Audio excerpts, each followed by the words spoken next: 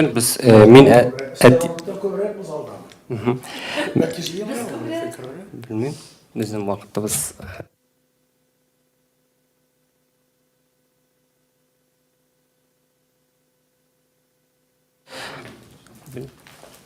Yaxşı. Min әтине өйрәтәм радио спектакленә багышланган матбугат конференциясе безнең башлана.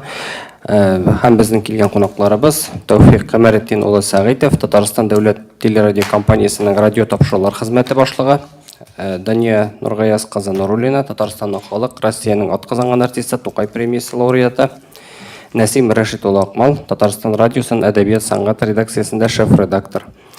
Тәүфик Камаретдин, сез башта сөйләп китсәгез иде, менә күпмедер дәрәҗәдә радио спектакльләрнең тарихы хакында бу ничек итеп башланды? Һәм халык моны ничек кабул итә иде шул хакта?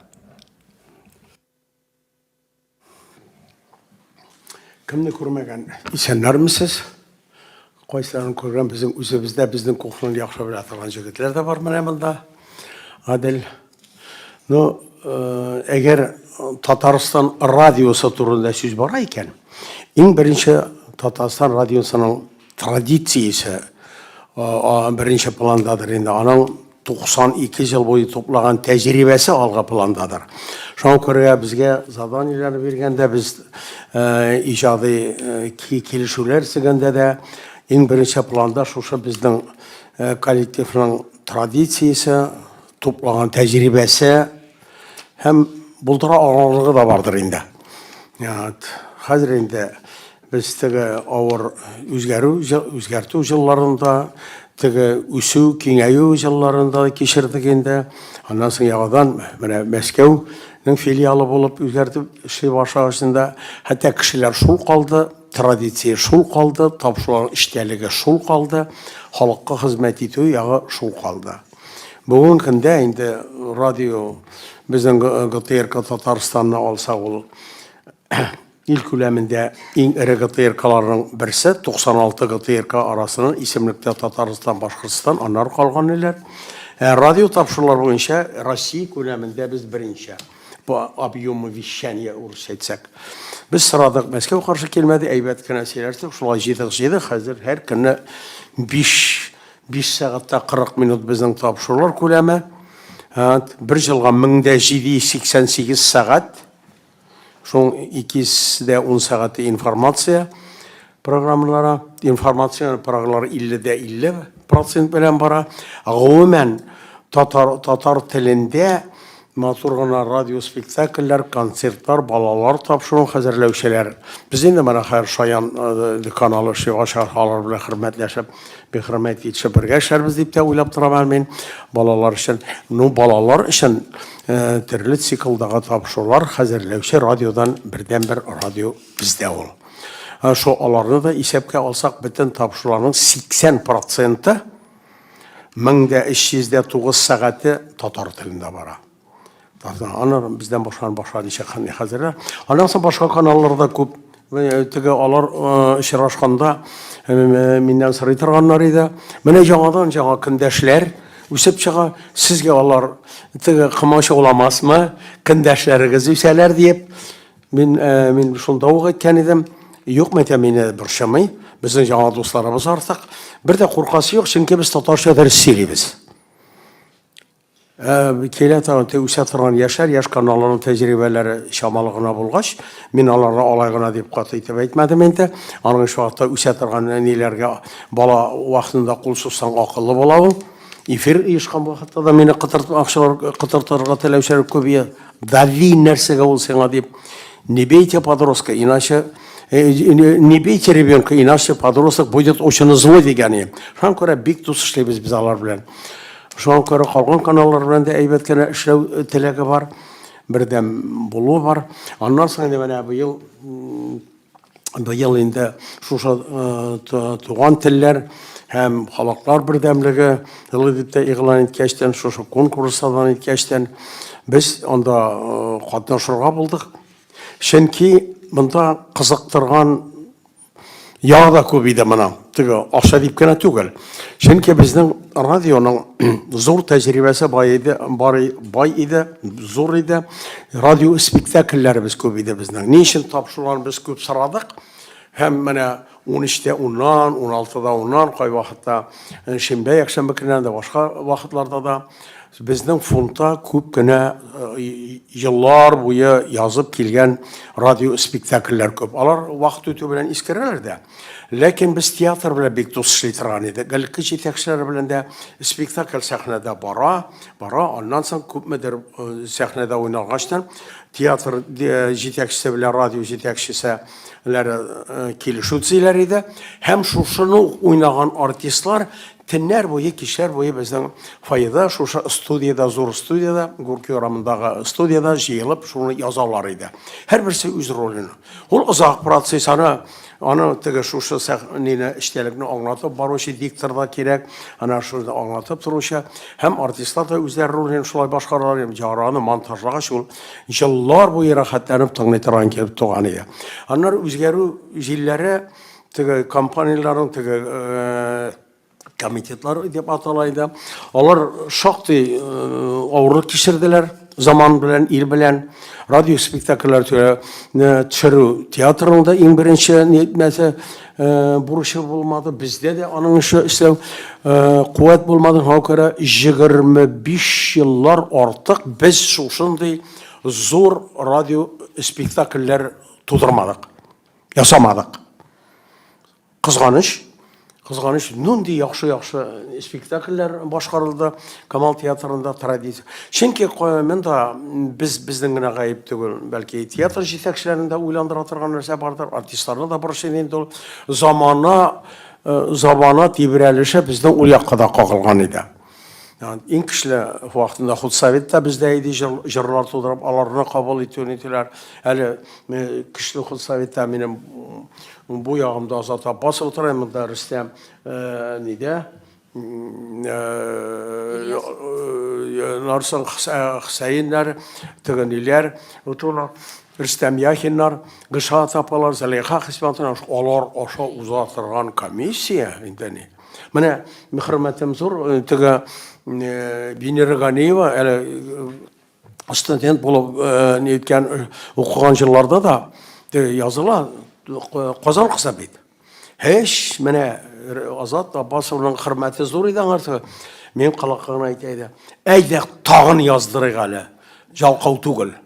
Аның баштагы җырлары 10-15 мәртәбә язу дип киңелгән әйтәгә.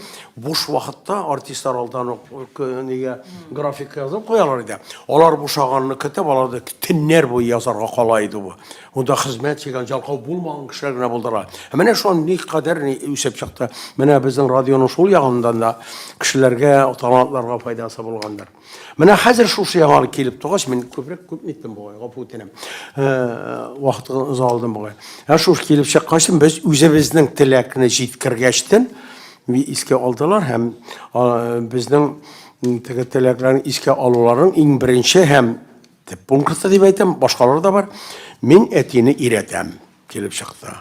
Ансына менә үзебезнең кешеләр, иҗат кешеләре, монда артистлар тартылган икән, алар безнең җыллар буе безнең белән хезмәттәшлек итеп килгән. Дәрәҗәле җырчыларыбыз да бар менә. Менә шушында киләсен белеп тор инде Тукай премия лауреаты дәрәҗәсенә ирешү язмышы тәсиргән. Аның җитәкчесе Насим Акмал аның идеясе, сценарий авторларын ул яза. Аның исемендә сөйләп торсам яхшы булмас. Үзе сөйләсен. Шуңа күрә әйдә сезне аңар бирикме? Әйе. Микрофонны ялга. Басасы монда. Эшләме? Тәүфик абый әйткән радио спектакльләр бездә 2, хәтта 3 төрле радио спектакльләр саклана безнең фондта һәм алар инде эфирга биреп барыла.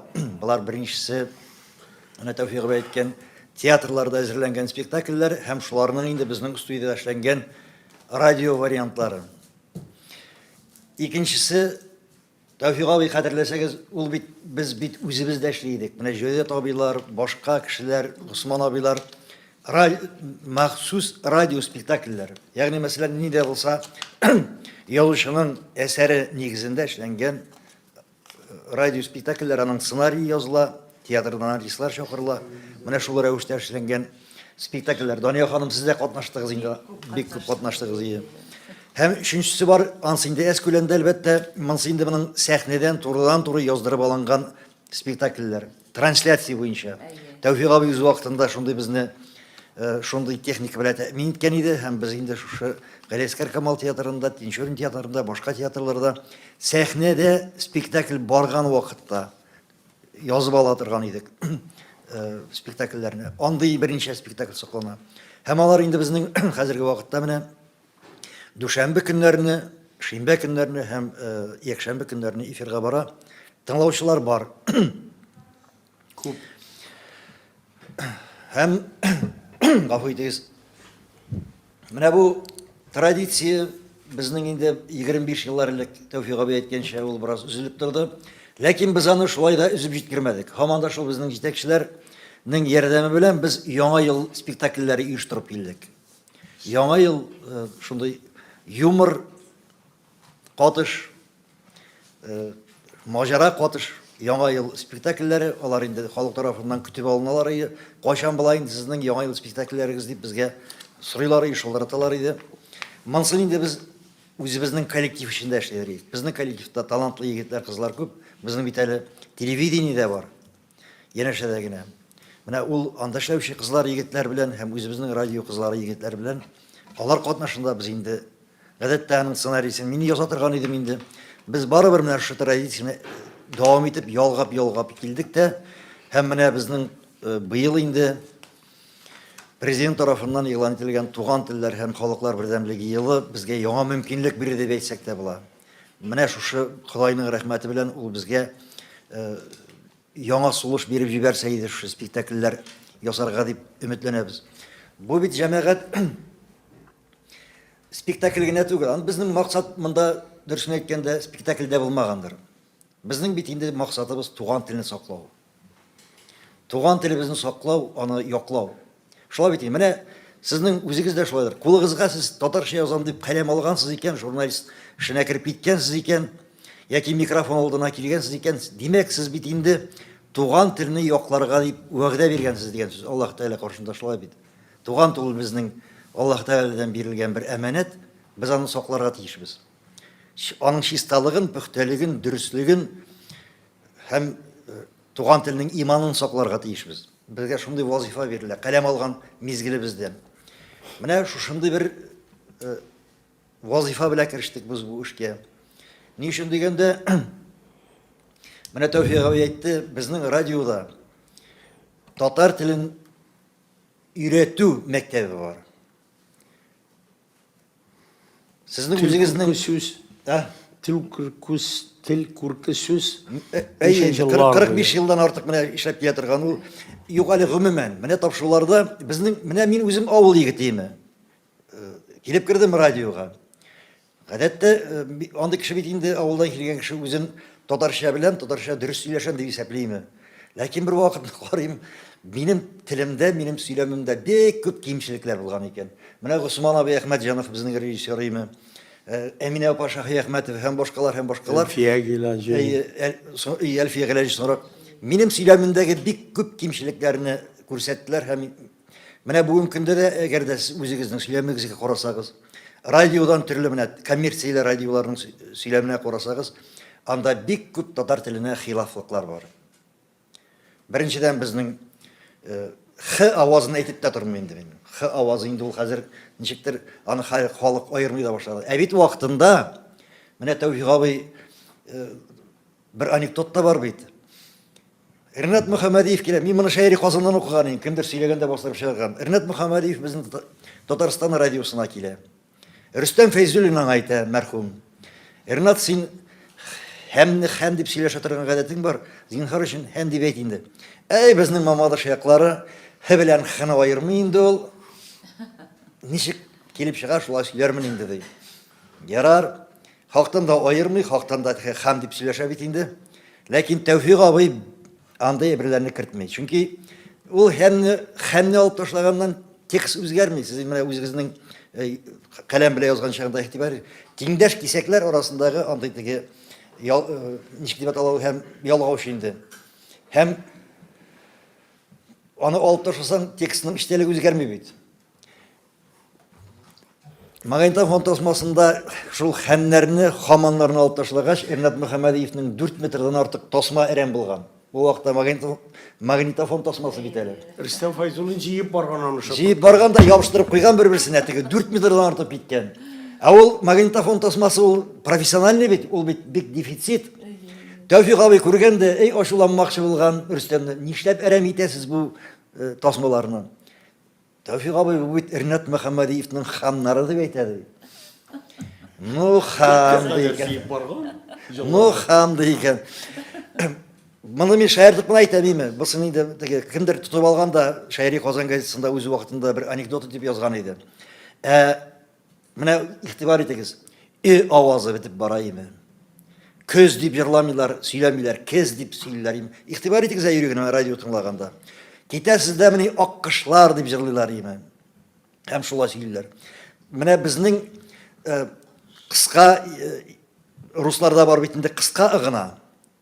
Ә бездә узын ыда бар.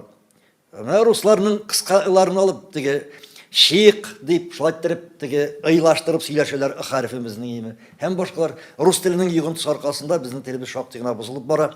Безгә моны ничек тә булса саклап калырга кирәк. Радио менә ул дәрес буларак, укытучы буларак, туган теленең бер эталоны буларак, бу очракта әлбәттә халыкның колагына чын татар телен кертеп торырга тиеш. Җәмәгать менә шушылай була, менә булай дип. Аны менә Тәүфик абыйга мин сөйләгәнем бар. Безнең авылда 60-нчы елларда бер апа булган, Фәһимә исемлеме? Монда Казанга килгән, рус теле һәм әдәбияты бүлегенә укырга кергән, филология бүлегенә. Рус теле. Караңгы татар авылыннан килеп, шаккатканнар. Ничек бу бала урысча шулай чиста итеп сөйләшә микән дип. Ректорга чаклы барып җиткән бу хәбәр. Ректорга чакырып киткәннәр. Сеңлем, син ничек шулай итеп, оста итеп, чиста итеп русча сөйләшергә өйрәндең? Ә мин радио тыңладым дигән теге апа. Радио тыңлаган. Менә укытучы. Менә бездә үзебезнең татар телебезнең укытучысы булырга тиешбез.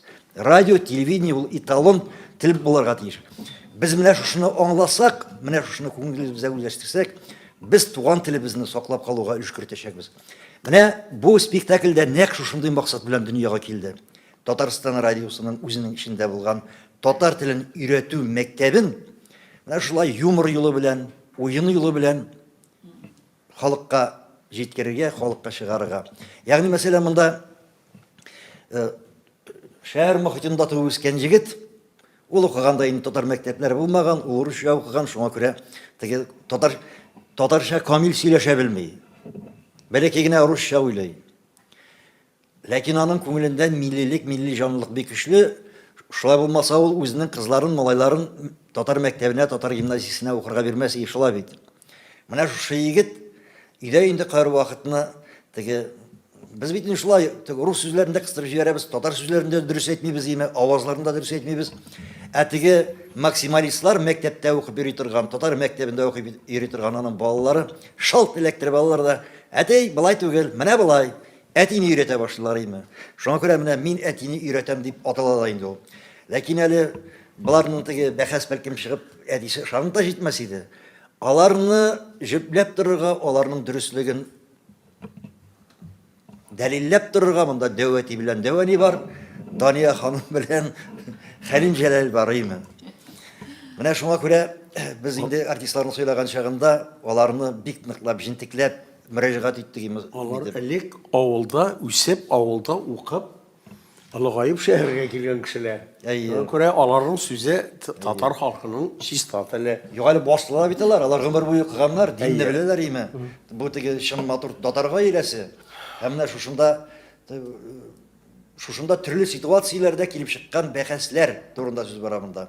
Һәм алар беренчедән кызык булырга тиешләр. Тыңлап утырган чагында юмор булгач, теге кешенең алай булса инде истә әйбәтрәк кала бит инде. Менә шуңа күрә без инде моны уйлап йөрдек, бик күптәнге хыял иде инде бу дөресен әйткән чагында. Нинди дә булса формада менә шу үзебезнең радионың татар теле мәктәбен халыкка җиткерү име. Әлбәттә, теге кагыйдәләрне өйрәтеп була, алай әйтмәгез, булай итегез. Теге дидактик рәвештә менә безнең андый тел күрке сүз тапшыруы бар инде ул. Ләкин аны кабатлап булмый, аннан бит теге кешене өйрәтсәң, ул аны киресен эшли дигән шикелле. Һәм монда юмор юлы белән шаярып, көлеп, уйнап, җырлап, биеп дигән шикелле. Шуңа күрә дә анда инде теге Хәлим Җәләй әйтеп куя, уены да, шуны да бергә булыр җәмәгать дип гел шулай бара. Идәге ситуация. Әйе, җәмәгать аннан тагын сез монда әйттегез бит инде теге сценарий авторы дип әйттем идеме? Сценарий авторы ул бик бәләкәй кеше ул. Аның 5% гына аның хезмәте. Монда да безнең Рамил Хидиятулла бар, режиссер име. Бик яхшы көчле режиссер. Менә радио режиссуры дигән мәктәп бар дөньяда. Аның ул мәктәпне дәвам иттерүче республикада безнең бердән-бер кешеләрнең берсе ул. Менә бездә радио режиссуры дигән шушындый бер сәнгать югалып бара. Әгәр дә тагын менә шушы безнең Татарстан радиосында ул юкка чыкса, ул бөтенләй юкка чыгарга мөмкин. Безнең белгечләребез юк.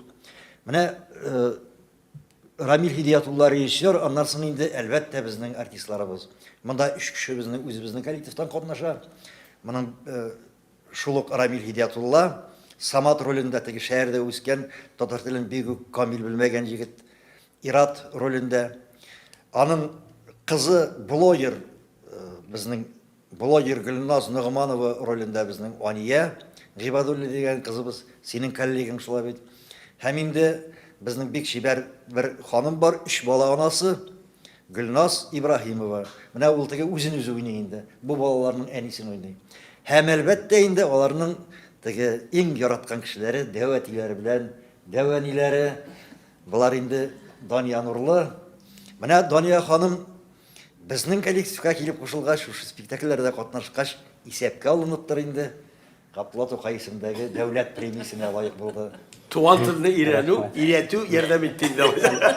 Дания ханым, сезгә сүз бирик. Менә сез бу тәкъдимне беренчедән ничек кабул иттегез һәм бу сәхнәдә уйнау һәм радиода уйнау менән нәрсәсе белән аерыла шул хакта әйтсәгез иде. Микрофонны ялгагыз, пожалуйста. Бик шатланып кабул иттем. Минем бит театр беренче йортым булса, радио минем икенче йортым. Мин радиодан чыкмыйдым. 1966 елны театрга эшкә килдем. Мин театр училищен тәмамлап. Шуннан бирле гел радиода утырдым инде. Мин иртән чакралар иде. Төрле тапшыруларга, әйе, хәзер минеке була дип редакторлар. Мин бик бәхетлемен, анда радиода эшләгән талантлы режиссерлар белән эшләдем мин. Ул Госман Әхмәтҗанов, Әминә Шаги Әхмәтова, мәрхүм инде икесе дә инде урыннары җәннәттә булсын. Әйе, менә Тәүфыйк абый инде ул мин радиода беренче көннән эшли башлаганнан бирле бергә катнашабыз, бергә яшибез дигән кебек. Әйе, без инде менә күптән танышлар, инде менә радио әйтәм бит бер гаилә кебек иде ул. Андагы дуслык, андагы мөнәсәбәт бер-берсе белән кешеләрнең. Ул Камал апа Саттарова, аның белән мин күпме утырдым. Камал апа белән ничек сөйләргә, ничек тавышны менә тигез генә алып барырга, сүзләрне укыган вакытта ул миңа бик күп дәресләр бирде. Мин бик бәхетлемен. Ул бит иң оста укучы, беренче диктор иде. Шулай бит, Тәүфыйк абый? Радио комитетта беренче диктор. Әйе, иң остасы, һәм ул миңа гел әйтә иде инде. Менә синең тавышың, микрофон синең тавышыңны ярата дип әйтә. Мин аны аңламыйдым ул вакытта, яшь вакыт. Менә ни өчен мине гел чакырып торалар иде. Ул, мин уйлыйм, театр училищесында бик талантлы актриса, сәхнә теленнән укытучы Асия Хайруллина укытты безне. Гаҗәп виртуоз укытучы иде ул. Һәр беребезне, ул мишәр егетләр күп иде бездә. Аларны да төзәтте, аларның укуларын, аларның сөйләүләрен төзәтте. Менә мин бик тырыш идем. Асия апаның авызына гына карап тора идем инде. Менә 4 ел буе ул безне җентекләп сөйләргә өйрәтте. Шигырьләр сөйләргә өйрәтте. Менә радио ул театр сәхнәсе белән бик нык аерыла. Сәхнәдә без гомумән тавышларны чыгарып, халыкка сүзебез ишетелер өчен 24-нче рәткә хәлле ишетелергә тиеш дип Асияпа өйрәтә иде. Дикциягыз, һәрбер хәрефегез ишетелеп аңлашылсын дип әйтә иде. Радио ул бик микрофонный әйтим иде. Менә анда бик табигый сөйләргә кирәк. Синең сулышың да, синең уйларың да ниндидер тынычлык белән алып барырга кирәк. Аны үзең тоярга тиешсин. Менә укыган вакытта нәрсә укыганыңны белергә тиеш. Нинди сугыш темасымы, мәхәббәт темасымы. Менә ул бик четерекле ул радио микрофоны. Һәм бик авыр да, шулай бит Тәүфыйк абый. Әйе. Менә бу мин әтине өйрәтәм тапшыруга, радиоспектакльгә бик дөрес эшләгәнсез, башлап җибәргәнсез. Чынлап та күптән кирәк иде радиоспектакльләр. Артистларыбыз бар әлегә, олылары да бар, яшьләре дә бар. Менә бик рәхәтләнеп төннәрендә килер идек спектакльләрне язырга. Минемчә, радио менә шәхсән үзем өчен бик күп шагыйрьләрнең әсәрләрен укыдым мин. Миңа үзләре китерәләр иде шигырьләрне укырга. Менә Госман абый белән, Әминә ханым белән бик күп эшләдек без. Яздык ул әсәрләрне, шигырьләрне, алар да. Мин үзем рус мәктәбендә укыдым. Шуңа карамастан безнең өйдә гел татарча, үзебезнең милләтебез телендә, татар телендә сөйләшә идек. Бәлкем шуңа күрәдер минем дефект булмады минем сөйләвемдә. Шуңа күрәдер бәлкем радиога да гел чакырып торганнар. Ваня ханым, без әле Алина Мәдәрисованы әйтергә оныттык. Әйе. Башта инде ул малай ролендә уйный бит инде. Башта хактан да идегез, шуннан да менә малайлар күп бит, шәп егетләр күп. Шакырык бер малайны дигән бер уй бар иде. Ләкин менә карыйбыз, анда дигәнчектер артистларча уйнарга кирәк. Уста артист булырга кирәк анда. Шуңа күрә инде без Алина Мәдәрисовага мөрәҗәгать иттек. Шулай. Ул Алина Мәдәрисова турында да әйтеп китегез әле. Алина Мәдәрисова гаҗәеп талантлы актрисабыз. Гаҗәеп. Менә баштарак мин аңар бик нитеп кенә караган идем. Булыр микән бу яшь актрисадан актриса? Тора менә ул ачыла башлады. Гомумән бик шәп артистка булып чыкты. Аның җыр тавышы гаҗәеп матур җырлый. Менә Хуш авылым спектаклен чыгардылар алар, бер төркем яшьләр. Без анда күз яшьләрсез аны карап булмады. Анда һәрбер яшьләр ничә образ уйнадылар. Алина гаҗәеп менә авылда булган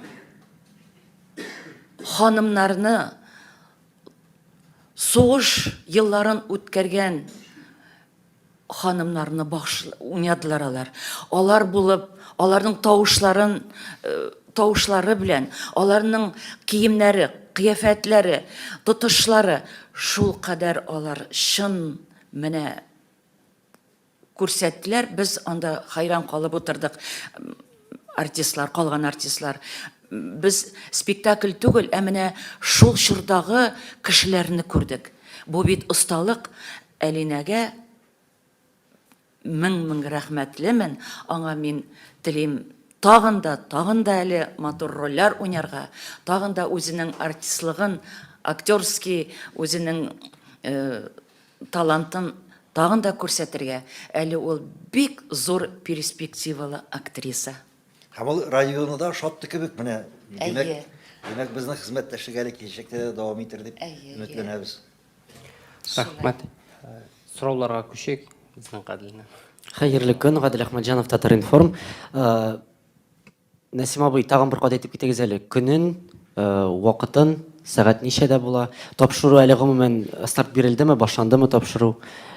Барамы инде ул? Тапшыру без инде мартның башыннан башлап җибәрдек, аны 6 серияны эфирга чыгардык. Теге мартның башында булгач аңлыйсыз бит инде. безгә теге күбрәк хәзер куып җитәргә кирәк. Шуңа күрә атна сайын диярлек чыгарып барабыз, әле болай атна сайын барды. Атна кич көннәрдә, пәнҗешәмбе көннәрдә 13 сәгать 10 минутта беренче Татарстан дулкынының эчендә бара беренчесе, аннан соң икенчесе бара кабатлау, менә шушы бер серияны кабатлау, шул ук атнаның шимбәсендә 11 сәгать 10 минутта һәм киләсе атнаның дүшәмбесендә яңа көн программасы эчендә 6 сәгать 25 минутта һәм инде икенче көнне сишәмбе көнне 18 сәгать 25 минутта. Менә шулай бер оригинал чыга да 3 тапкыр кабатлана була инде. Һәр атнада шулай бара. Ә ничә сериядән тора радиоспектакль? 24 сериядән торачак. Барлыгы 24 серия. Аннан соң әйтеп киттегез инде менә авырлыклары, кыенлыклары турында язылуның әйме. Күпме вакыт язылды спектакль? Авырлыклар турында әйтеп китмәгән идем бит. Нәрсәдер монда өстәдегез. Дания апа сөйләде, бик авыр. Гадәти спектакльдән аермалы буларак Мин диде. спектакль турында түгел. Шуның хәзер җиңел буламы? Кухня. Әй. Әйе. Яхшы кайнаса аш тәмле була. Ләкин алар кирәк булган ашты. Анда инде вакыт бетте, безгә студия кирәк дип, әйтеп булмый, артист чыбыркы белән куып булмый. Инде бар беренчеләре авыр озак язылды. Хәзер алар үзләре кирип киттеләр, шул алар нәрсә икән җаңгырай, ничек җаңгырайча ансын беләләр инде. Әйе. Мин Хәлим абый белән Дания ханым монда командирларга әйләнделәр инде. Алар командирлар. Ни өчен дигәндә, менә язган чагында, сценарий язган чагында күз алдына киделәр, киләсе бит инде. Үзеннән сезне күз алдына китереп языла башлады хәзер. Чөнки табигый кирәк монда. Уйнау кирәкми. Менә табигый. Дәбәни ничек сөйләшә? Аны бит инде кычкырып сөйләшеп булмый. Дәбәни балаларын яратып сөйләшә. Ә менә мин әйтер идем, радиодагы эшләгән кызлар, гаҗәп егетләр шәп уйныйлар, шәп алып баралар. Менә гаҗәп бик оста. Рәхмәт аларга. Хәзер әйтеп бетермәгән иде. Юк, әле әйтеп бетермәдем. Бу бит инде әдәби татар телен халыкка җиткерү өчен эшләнгән име. Ләкин кызганыч бүгенге көндә чын татарлар да, шул авылда туып үскән татарлар да әдәби телдән үзегез дә әйттегез ерак. Әйме? Ипилек тозлык белгән татарларга әдәби телне җиткерү кирәк микән? Бәлки бераз астанрак башларгадыр. Нимә? Җавап бирмә. Мин бу залда җавап биргәнем бар, шушы стел артында. Радио каналлары җыйгач, ни өчен татарча тапшу алып бара торган кешеләр татар телен, татар сүзләрен дөрес әйтмиләр дип. Мин аларга болай гына сен алып барган идем. Әйе. Болай урысча әйтсәм, за что боролись, то и наткнулись. Менә бу үзгәртеп кыру не кылашы җилләре йомшаграк әйтергә тырышам инде. Җилләре, evet, бу радионы да, эфирны да читләтеп үтә алмады. Менә Левитаннар сөйләгән вакытта, мин ул вакытта да эшләгән кешеләр алар белән әйтеп инде. Инде нинди генә ниләр артистлар бар. Бөтен ил халкы бәхәсләшә башласа, ну тукта, мен шушы дикторны әйтәбез. Менә ул бу сүзне ничек әйтә?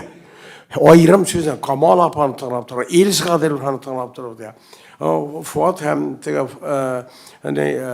Талгат Хаматшина әйткәндә, алардан өйрәнгән.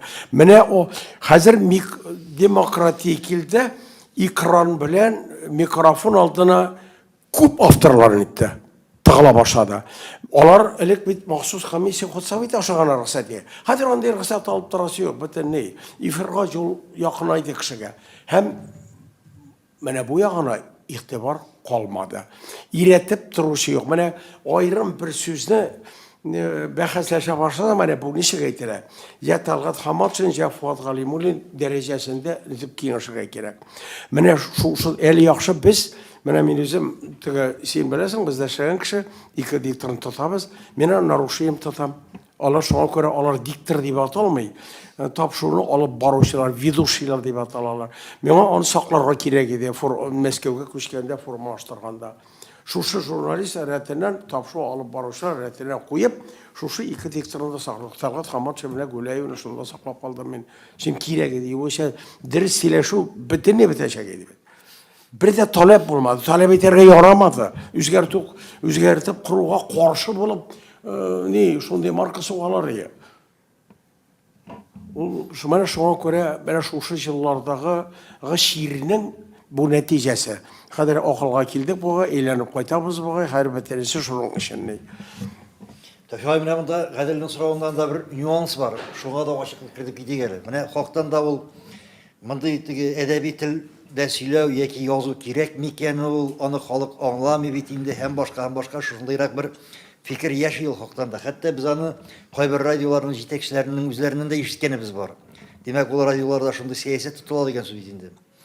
Ләкин җәмәгать хактан да татар телен белүчеләр азайды, татар телендә чиста сөйләшүчеләр дә азайды. Ләкин әле ул кешеләр надан дигән сүз түгел. Ул кешеләр надан кешеләр дигән Замана балалар. Без аларга менә татар теле шушындый булырга тиеш дип әйтеп торамыйч. Һәр вакыт күрсәтеп торырга тиешбез.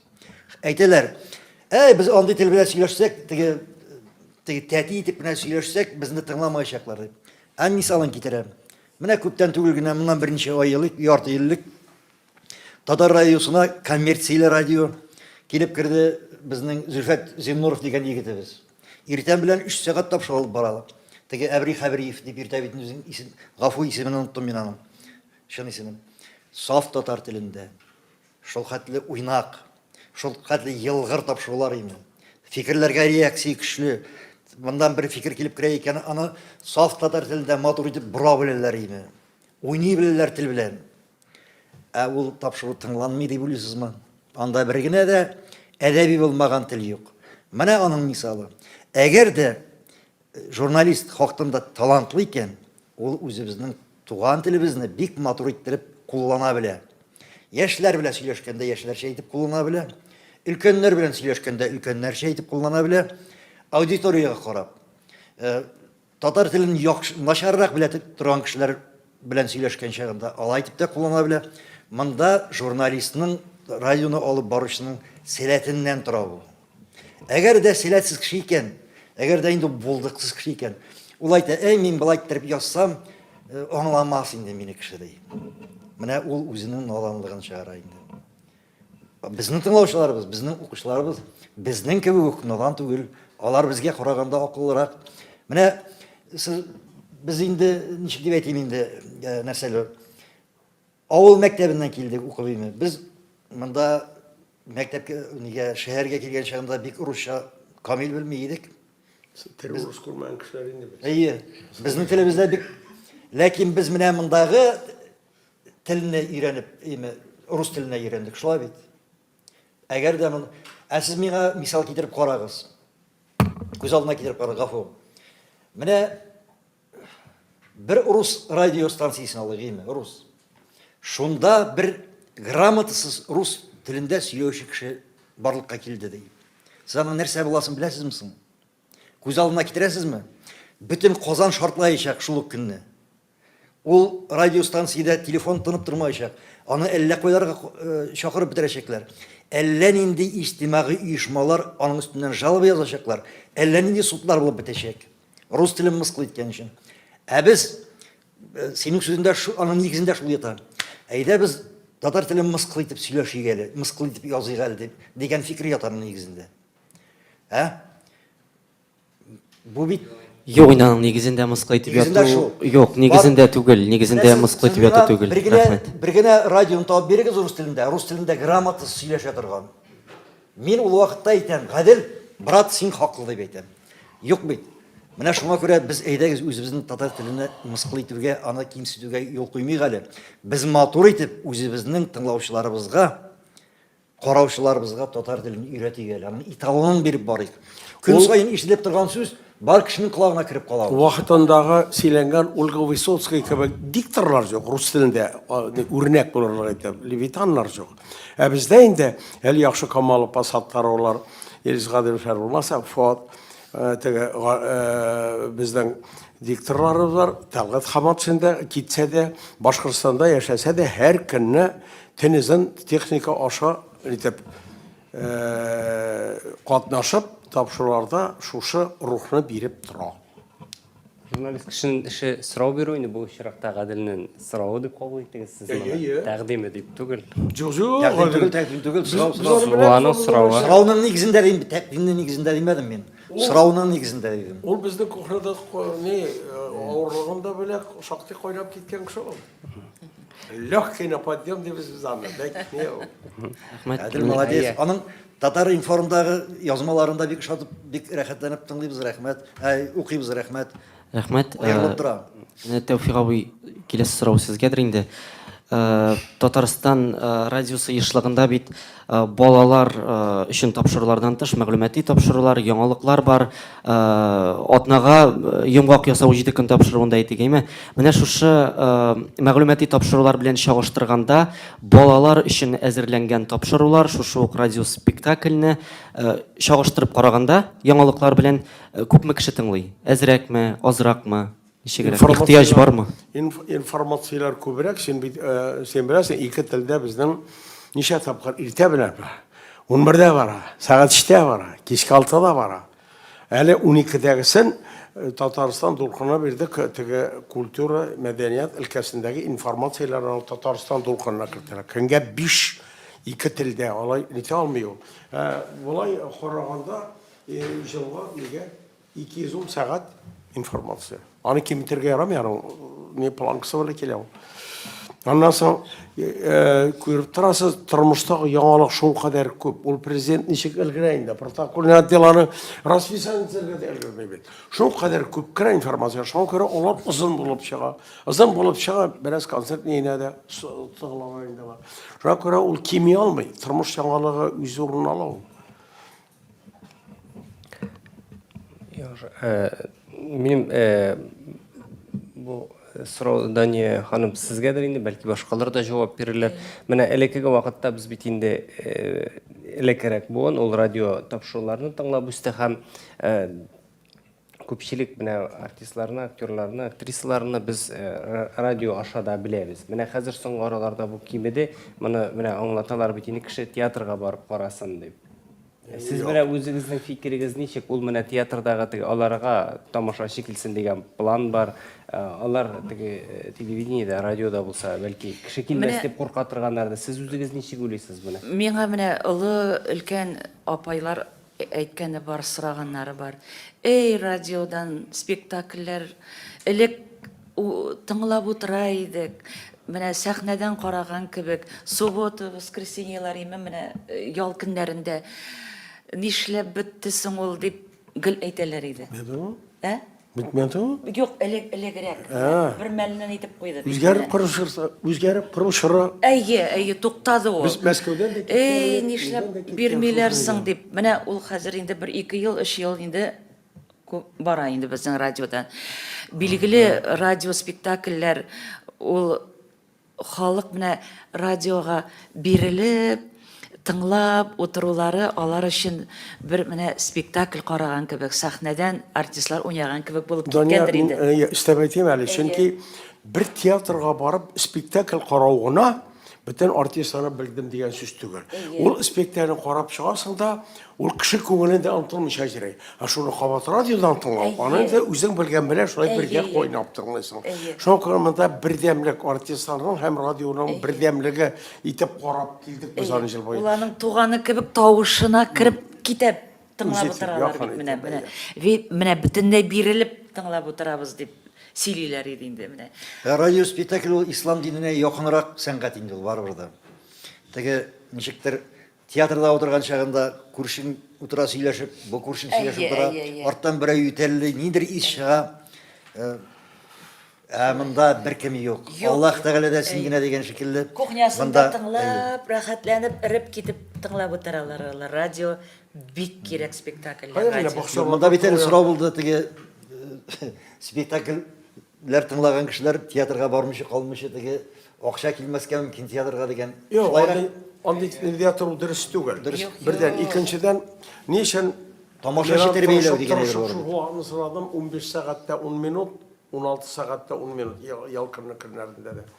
Чөнки күбрәк кеше бакчада, җалда. Мен шунда кабызып куя алар, идея участогында, җалы итәргә чыккан кешеләр шунда дип үзе белән алып чыккан. Шушы халыкның теге кичекле торган вакыты түгел. Ничек мин кичтән алып Мәскәү белән күп сөйләшеп, иртәнге якта ыргыттык 2 сәгать. Ул бездә генә ул иртә белән 2 сәгать сөйли. Башка җирләрдән рөхсәт дә бирмәделәр. Мәскәүне иртә белән 2 сәгать томалап карар өчен. Стосын. Менә шуңа күрә кич кеше телевизор карый. Ки аны истәтеп, мин моннан аерып, бу якка караткан идем дә шулай. Безгә сөткән иде ул. Һәр көне 5 сәгатьтә 40 минутны матурган итеп урнаштырдык һәм шулай эшләп киләбез. Бикне аннары башта без Рөстәм Файзуллин белән дә өйрәнә торган Мәскәүне кайсы тапшырулар, кайсын җабарга, кайсы вакытны сорасак, кайсы тапшыруны томаласак, ни булыр икән дип. Менә шимбә көндә сәгать 2дән соң бара торган тапшыруны сен теге томалап кара, аны томалаучы булса мин үзем дә сугышыр идем. Аны халык яратып тыңлый торганны томаларга ярамый. Бу леминиларны томалап, шунда үзебезнекен кертеп утыртырга. Шуңа күрә теге радио тыңлаучыларны белеп, алар күңелен уйлап, аңлап, алар нәрсә яратканны тоеп эшләргә кирәктер минемчә. Аннары радио тыңлаучылар бит менә радиодан артистларны тыңлап утыралар. Шул артистны театрга барып күрергә иде, нинди икән ул дип театрга киләләр. Тутып караучылар да бар килеп. Аннан соң менә радиодан иткәндә тагы бер генә безнең кухнядан нәрсә әйтәм, менә шушы конкурс башлар алдыннан берсендә миңа кич шалтырата, бер үләр тула торган дигән кадим филармония директоры, без алар белән эш дәврендә бергәләп ниткәш, һәр вакыт шалтырашабыз. Менә шушындый ни белдерү оештыра кирәк. Марат Лутсинидә озак барган инде күңелдә монда, шушындый конкурс башларына сүз, уңайнан конкурсны итәргә кирәк. Менә шул реклама эшлисе, кемнән эшли? Мин мәйтәм рекламагызны текстын нитмәдем, күрмәдем. Менә әгәр киң җәмгыятькә, җитәкчеләргә дә тәэсир итәр булса, Булия Палуга битәр булса, Фуат Галимуллины нитеп чакырабыз. Элемтәбез әйбәт, бер дә әйтмә. Инде хәерле иртә Татарстан дип җомшак кына киреп утырасын дип булса, Наида Талгат Хаматшина, мин текстыгызны белмим, давай карыйк. Давай миңа җибәр, ул миңа җибәр. Инде WhatsApp эшләйне монда хәзер. Мин иртүк эшкә бара торган кеше, иртүк барында Талгат Башкортстанда 2 сәгать иртә битендә бара. Ул Талгат уянган Талгат мәтә менә шусын дәрәсә бар. Укы. Укыда шуны язып җибәрәләр. Рамилгә шалтыратам. Рамил иртүк килде, шуны шәкердә иртә белән тустуганда шалтыратам мигә.